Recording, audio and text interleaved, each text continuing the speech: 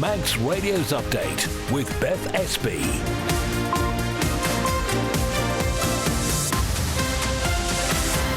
Yes, Fastamai, good evening. Welcome to Update here on Manx Radio, a half-hour run-through of the day's main news. And the top story came this morning in Tynwald when the Health Minister told us the doctors' strike was going to be deferred. It was scheduled to start tomorrow.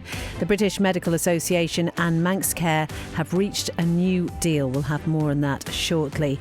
Also tonight, with reports that fly tipping around the island is on the increase, we find out more about the charges at amenity sites for disposing of electrical waste. We'll hear how measures to prevent foot and mouth have been strengthened over here. And do you remember the austerity on the island in the 1980s? One member of Tynwald clearly doesn't. And we'll also, as ever, keep an eye on the weather and the roads as well. If you'd like to get in touch, you'd be very welcome. 166 177 is a text number. We'll start, though, with a news roundup from Lewis. Fastamai. As Beth says, a planned walkout by doctors on the Isle of Man, due to start tomorrow morning, is off. It says the British Medical Association recommends its members accept a new pay deal from Manx Care. It would see senior doctors receiving an 8% pay offer backdated to the 1st of April 2023. Tynwald has approved £16.3 million for 3 major projects this year. £6 million will fund a modern replacement for Redcliffe Villa's respite facility, improving care for vulnerable adults. £5.3 million has been allocated to the Ballacubban housing project, and £5 million will enhance airfield safety through improved drainage and upgraded runway safety areas. The Isle of Man government has introduced new recruitment controls to limit public sector growth and reduce costs. Departments must justify new hires and focus on improving efficiency and adopting technology, with key roles like teachers and emergency services exempt. And more than £200,000 has been spent on legal advice relating to the Morvannin offshore wind farm since October 2023. The Chief Minister has provided a breakdown of spending relating to the Orsted project after recently revealing it's cost government almost £500,000. In the international news, the UK Home Secretary set out plans for an inquiry into the Southport attacks, telling MPs it's a total disgrace Axel Ruda-Cabana wasn't stopped by authorities and able to illegally buy a knife. Earlier, the UK Prime Minister suggested the definition of terrorism needs to change because of a new threat from loners radicalised by violence online. 4 people have been arrested after a fire at a hotel in a Turkish ski resort, which killed at least 66 people. It broke out in the early hours of this morning. And a new named storms threatening disruption at the weekend. The UK Met Office says Eowyn will bring winds of up to 80 miles per hour to northern parts of Britain. Those are the headlines. I'll be back with the news at 6 o'clock. Thank you very much, Lewis. Well, let's take a look at the weather now. No mention of any weather warnings here as yet. It is going to be rather cloudy with the risk of some showery outbreaks of rain in places this evening, especially later tonight. Light westerly winds for now, minimum temperatures of around 3. Bright or sunny intervals accompanied by the odd shower tomorrow. Light to moderate west or southwest winds with a top temperature of 7. So this rain then will arrive from the west on Thursday morning. It will clear to isolated showers in the afternoon. The fresh to strong southwest wind will veer west as the last of the rain clears through. Maximum temperatures on Thursday will be 8 Celsius, and then further rain will arrive overnight into Friday. That will turn heavy at times, and the winds will increase for Friday, and the Met Office saying that is likely to cause some travel disruption. As ever, we will keep you up to date with what's happening with that. Sunrise tomorrow morning, 8:21. Manx Glass and Glazing can supply and install single, double and triple glazing. Call 674 573 or visit the showroom on the Snugborough Trading Estate. Cannell's Agricultural Supplies have been serving the good folk of the north for over 30 years, supplying homegrown wheats, whole and rolled oats, working clothing, fencing, animal feeds, parts, tools and emergency supplies. Call Julia on 880206 or find Cannell's on Facebook. Patricia Wild Opticians is celebrating over 30 years of friendly, caring service in Farm Hill and Ramsey. Visit us for professional eye care with stress-free parking. Phone Patricia Wild Opticians on 813 977. For over 25 years, Langness Maintenance Services have been the block paving specialists, including property maintenance, fencing and landscaping. Fast, reliable and competitive. For a free no-obligation quote, call Paddy on 49667. Langness Maintenance Services, 49667. A ground source heat pump can save thousands of pounds a year, and you can harness this energy on island with Geothermal Limited, the water borehole experts. Visit drilling.im and see how a ground source heat pump borehole works. That's drilling.im. You're listening to Update here on Manx Radio. It's coming up to 5.5 minutes past 5. So, as we know, the planned doctors' strike on the Isle of Man, scheduled to start tomorrow, has been deferred. Manx Care and the British Medical Association have agreed to a revised deal around pay. Amy has the details for us. The British Medical Association is recommending its members accept the latest deal from Manx Care. It would see senior doctors receiving an 8% pay offer backdated to the 1st of April 2023. They'd also receive 8% for this financial year, with 6% backdated to the 1st of April 2024 and the remaining 2% effective from the 1st of February. Resident doctors would also have their base salaries matched to their counterparts in the UK. Members will now be reballoted on the new deal. Amy reporting on the details of that deal. We have asked the BMA and Manx Care for an interview. It was a Health Minister, Claire Christian, who announced the news in Tynwald first thing this morning. And when she was pushed on how the department would pay for these increases, Ms Christian insisted they would not impact Manx Care's assigned budget or services. If this new pay deal does end up costing the taxpayer more money, will that additional money be met through reductions to services within Manx Care in order to fund it? Or will it be met through a bid for additional funding to the Treasury? As I've said, it has to come within the budget. If there are additional costs, that would go through the normal process for any request with obviously Treasury. But as far as I'm aware, that is not the case. Obviously, at this current time, I'm aware that there are no further cuts. This obviously is a moving target. This could change in 2 years and 5 years. But at the moment, currently, I can reassure members that this pay award has been within the financial budget for next year. We already know that the department is forecasting an overspend between 10 and 16 million pounds in the current financial year. Can I ask the Minister if this means that that forecast figure will be significantly higher? No, it will not be significantly higher as far as I'm aware currently right now. These answers don't stack up. No. We know Manx Care have previously been very clear publicly that they couldn't improve on the pay offer. The Minister is now saying they have improved on the pay offer. That's great news, but the money has to come from somewhere. The Minister hasn't really explained where the money is coming from, because this isn't just next year's budget, it's this year's budget as well, because it is a backdated pay offer.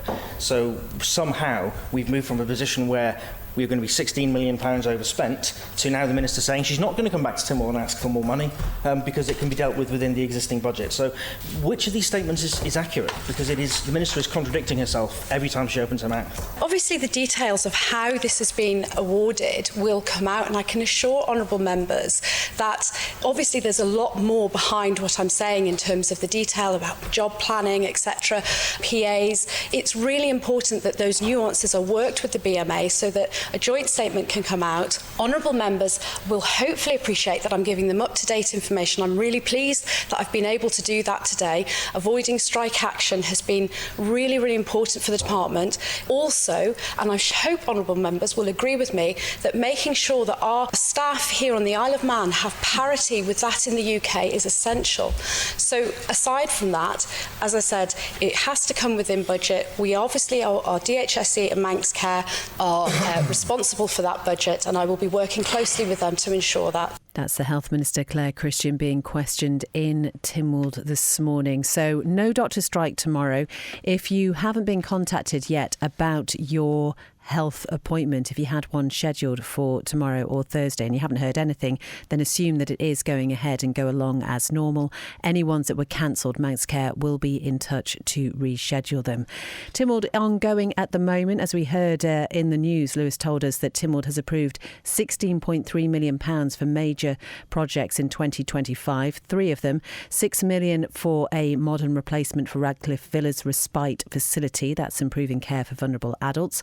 £5 5.3 million allocated to the Ballacubban housing project, creating 20 new homes, including social housing, and 5 million to enhance airfield safety through improved drainage and upgraded runway safety areas.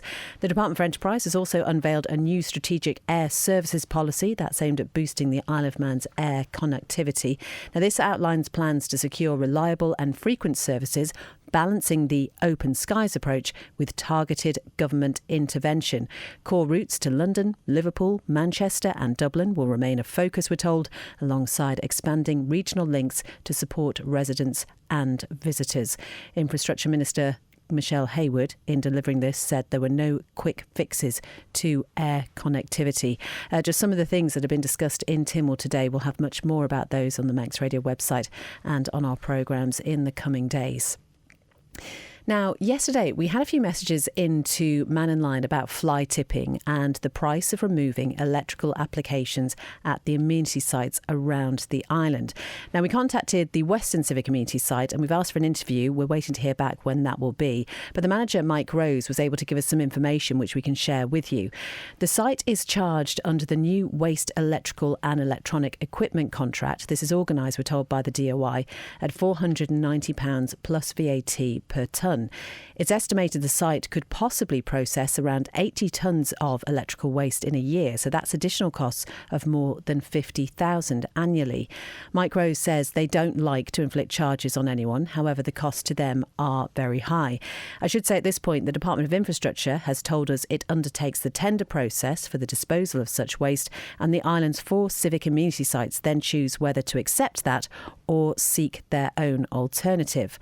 Well, somebody who's noticed an increase of electrical appliances being dumped around the island is Bill Dale from Beach Buddies, and he's been talking to Chanel. To be honest, it's been going on for quite a while, and it's not just because of the amenity sites and their different policies.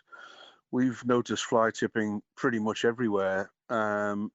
It's definitely on the increase, and without doubt, the increase in prices has made a difference. What sort of items you've noticed of late? Well, it's a mixture. TVs, computer screens, we found a few fridges. And of course, there are other things which we know are being tipped over places like the Marine Drive, where if you have a set of binoculars and you look over somewhere like Pigeon Point, you'll see that there's quite a lot of TVs down the bottom of there. But we do have, we believe, a solution to this problem because, let's face it, when you have to dispose of these items, you do have to pay a fee. Well, the answer that we've come up with is that we charge up front for the disposal because people have to pay for the disposal of these items when they're beyond use. So rather than wait for people and trust them to dispose of them responsibly, why not charge the fee up front, and then people get a certificate of some sort and they've paid for it up front, and then therefore you can take it to the amenity site and they just tick it off and you drop it off and away we go. So what are you suggesting then, making that payment up front at the amenity site? No, up front when you buy it at the retailer. But then I guess you have to then get retailers involved, and then there's also the thing where people, if they upgrade that equipment, then they try and maybe sell it on Marketplace or they give it to someone else. There's all of those things to take into. You can pass on the certificate with the item. All it is paying the fee at a different point rather than at the very end of its life. That is Bill Dale from Beach Buddies there. What do you make of that idea? Would you pay for your disposal of an item before you actually need to dispose of it? It's an interesting one. We are going to have much more about this in the coming days. 13 and a half minutes past 5. Manx Radio Travel, driven by Quayside Tyres and Service Centre. Well, I can't see anything on the police pages about anything specific, so hopefully all the routes home, apart from the usual traffic lights, will be doing OK at the moment. All looking good down at the airport. And then just looking at the steam packet, they have said that because of this storm that we know is probably coming into the UK, we haven't got any weather warnings here about it, there is likely to be some disruption potentially from the evening of Thursday the 23rd to Saturday the 25th of January. The UK Met Office predicting winds of up to around 80 miles an hour. So the potential impact at the moment on sailings is unknown, but the steam packet is keeping an eye on that. And the latest sailing, the Manxman left Heysham at 1:45, expected into Douglas in around about 15 minutes or so, and heading out again to Heysham at 7:15. Ask how you can spread the cost interest-free at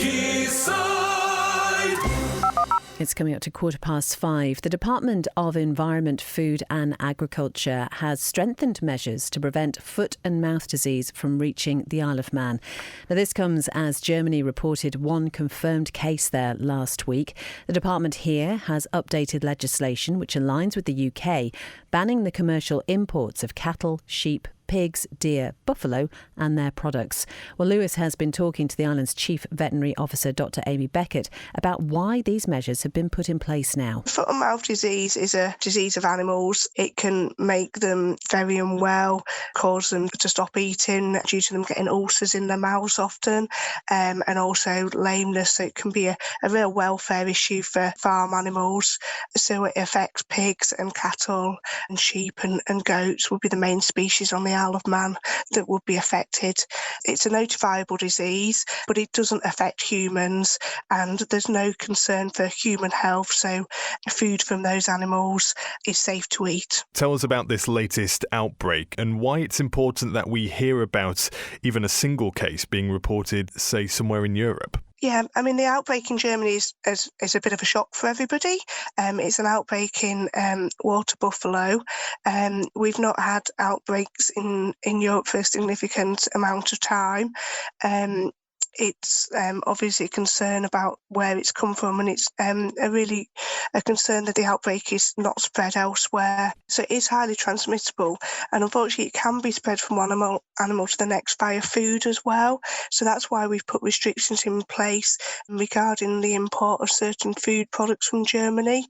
So if somebody, unfortunately, for example, fed an animal on the Isle of Man with, say, a leftover sandwich or something, and the meat in that sandwich had come from an animal with foot and mouth disease, and that could lead to the spread as well as direct animal spread. What are the relevant authorities watching out for now? We're watching to see what happens in Germany. So far there hasn't been any indication of any further spread, but we really need to watch this space and see. The German authorities luckily have acted very quickly, and they're currently checking livestock in the local area and a wider vicinity to see if there has been any spread, and also trying to work out where this virus has come from in the first place. And of course, farmers on the Isle of Man will have to abide by this rule, but what other advice would you have in the meantime? For people to practice good biosecurity around their farms, and also people to be really careful about what they feed to their livestock. So you're not allowed to feed swill or kitchen waste to livestock on the Isle of Man, and we'd really just reiterate that because that would be at the moment the main concern of how we could get it on the Isle of Man. That's the island's chief vet, Dr Amy Beckett, talking to Lewis there about measures DEF has put in place to prevent foot and mouth disease reaching our shores after a case was confirmed in Germany. You can hear that interview in full on the latest edition of Newscast at manxradio.com. Now, it is coming up to 18 minutes past 5. And you might remember we played you part of this on yesterday's programme, because yesterday the Constitutional and Justice and Legal Affairs Committee were able to question Sir Miles Walker, the island's first ever Chief Minister, about ministerial government. It came in force over here in 1986. During the session, a misconception became apparent that when the system was first started in 1986, the island was prosperous. Not so, said Sir Miles, and he provided evidence to committee chair Tanya August Phillips. Going back to the sort of original aims of the ministerial system of government, it came about at a time where there was a great deal of prosperity. Because there was a sort of diversification of the economy, and there was also sort of the growth in the financial sector that we benefited from. Do you think that it worked very well in times of prosperity? Do you think it would work equally as well in times of austerity? I think when the Council of Ministers was first set up back in late 86, early 87, we had about 10,000 people unemployed in the winter on the Isle of Man. And I think when I looked at the reserves, we had about £10 million. We'd just extended Douglas Breakwater, we'd just built, we being Tynwald, just built the new reservoir and exhausted any available funds. So that was the background to when we set up. I can remember, and this is just an anecdote really, meeting with Tony Brown, who I knew outside of Tynwald anyway. And one Thursday after a council of ministers, we went to the Quarter Bridge just to discuss what had happened, and we went in and had a pint at the Quarter Bridge. And we came out and we stood on the Quarter Bridge roundabout at 5:15, and there wasn't one car. There wasn't, I mean, the economy was in that sad a state. And I believe that it's because we had a council of ministers, because we had a drive to make things successful, that in fact the economy improved and has never looked back. So Miles Walker, the island's first ever Chief Minister, talking about ministerial government, speaking to the Constitutional and Justice and Legal Affairs Committee yesterday. And really there was a little bit of a misconception, which I think he beautifully cleared up to the committee members, but some interesting anecdotes there. 21 minutes past 5. Bill Dale, brilliant idea, says Mike at the Welbeck. That is paying for your disposal up front before you actually need to dispose of an item. Be interested in your thoughts on that. Some lovely news now. The Manx Wildlife Trust is looking for an exceptional photographer to join them as the Biosphere Photographer in Residence for 2025. Whoever's successful will receive a £6,000 stipend along with an £8,000 budget for equipment, materials, training and event costs.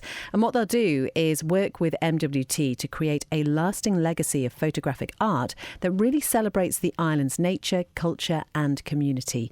Chief Executive of MWT, Lee Morris, has been talking to Howard. Well, it's going to be a part-time role. It's not a full-time role in any way. So it's like ours. There's a stipend for the person. So there's a stipend of 6k and then there's another 8k for equipment or events organisation materials. What we're really hoping we find is a competent, passionate photographer who shares a passion for photography and nature and the wonderful landscapes and habitats of the Isle of Man, that wants to take a few images that will then get used by Manx Wildlife Trust, Visit Isle of Man and others in the island, frankly. We'd love these to be island resources, but also wants to share some of their love for photography, and we don't expect them to be a trained teacher, but certainly running engagement events, 1 or 2 a year alongside our comms team or our engagement officer, education officer, so that we can inspire a few more people to go out with a camera or use a smartphone. And you're right, it crosses several bridges, doesn't it? That's the great thing, I think, with looking at the release on this. And that, as you say, you've got Visit Isle of Man, you've got sort of the Isle of Man, the Biosphere, the Wildlife Trust, all sort of coming into one role, as it were. Yeah, and I think from the Artist in Residence, which was an idea I bluntly pinched from a past life where we had an Artist in Residence across. But I think one thing I'm personally keen on, and I know Graham, our engagement manager, and his team, and actually the whole of the Wildlife Trust, is that we can't fix conservation. The conservationists can't fix conservation. We need to inspire and motivate and really, get those people, all of the population. And a great way to do that is through art and through photography and through visuals, because you need to make a connection with people. And so the fact that we can actually get an artist in residence who's connecting people in different ways, and a photographer to create those images that we can then use through our comms channels, etc., to get those messages and stories and connections and triggers, you don't know what impact that would have. So it's absolutely not just about us working in our bubble and doing conservation work. It's about how can we inspire and enable and really motivate people across the island to see and connect with nature. That's the Chief Executive of the Manx Wildlife Trust, Lee Morris. The deadline for applications is the 26th of January. You can find out more details at manxradio.com, and much more to that interview in Spotlight with Howard this week. That's on at 5:30 tomorrow. 24 minutes past 5, sport time now. Good evening, Darren. Good evening. The shortlist for the Isle of Man Sports Awards nominations has been released. Sir Mark Cavendish has been nominated after his record-breaking 35th stage win at last year's Tour de France, while Billy Harris is also among those nominated for Sportsman of the Year after his Wimbledon debut in 2024. Meanwhile, Yasmin Ingham has been nominated for Sportswoman of the Year after being included in Great Britain's equestrian team for the 2024 Paris Olympics. To see the list in full, visit the Manx Radio website. In motor racing, Manx rider Michael Evans has announced he will join Deferred Racing for this year's TT. Evans, who made the switch to Smith Racing Triumph in 2024, will stay with the team but will join the Philippines-based outfit to compete on the Super Stock, Superbike and Super Twin classes for the 2025 event. The Santa Man will also be given the opportunity to race on Honda machinery for the 1000cc races in June, a bike he says will make him competitive. Evans said, "The Suzuki has served me well and I have been pleased with the results, but you only have to look at the entry at the International Road Races and BSB to realise the Honda is the bike to be on." The 31-year-old added he hopes the bike will give him the chance to fight for a top 10 finish at this year's Senior TT. Ben Constable, team co-owner, said, "We're delighted to welcome Michael and are confident that together we can make a significant step forward." And in cycling, Manx riders Ben Swift and Max Walker have completed the first stage of the Tour Down Under in Australia. Ben Swift of Ineos Grenadiers finished in a brilliant 5th as the peloton rode from Prospect to Gummaracha in South Australia. For Walker, the EF Education Easy Post rider can only manage 31st on day one. Thank you very much indeed, Darren. Some really interesting thoughts coming in from you, particularly about this idea of disposal costs and whether they should be put on to the retail price. I also just want to read you this message, just listening to what Sir Miles Walker was saying. This is from text ending 475, who says, "How things change. In 1986 at the Quarter Bridge, you looked out from a busy pub to an empty road. In 2025, we now look out from a busy road to an empty pub." As I say, lots of thoughts coming in. If we don't get to reading all of those now, we will pass them on to Mannin Line tomorrow. The ideal answer says, text ending 020 for the disposal charge, is to add the disposal charge to the retail price, and the supplier is responsible for the disposal of the item. That is from Paul in Ramsey.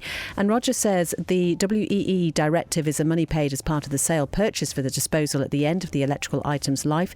DOI said the Isle of Man, as we were not part of Europe, that we couldn't access it. So how is the UK dealing with that sort of recycling?